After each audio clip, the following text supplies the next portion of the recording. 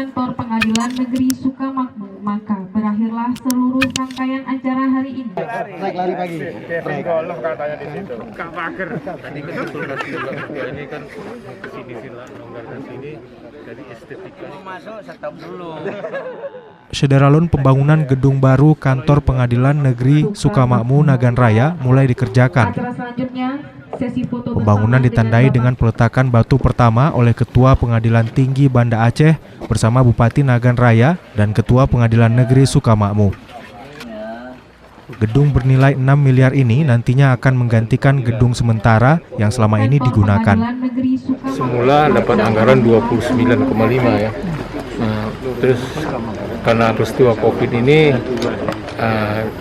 ditarik lagi tinggal 6 miliar. Mudah-mudahan tidak berapa lama diganti lagi sama Mahkamah Agung. Mudah-mudahan yang nggak terputus. Kalau 6 miliar nggak ditambah lagi ya terputus. Berarti kalau misalnya cuma 6 miliar bisa jadi ini dilanjutkan ke tahun depan, Pak? Ya, bisa jadi karena itu polisinya Mahkamah Agung. Apalagi biro perencanaannya itu di sana di Mahkamah Agung.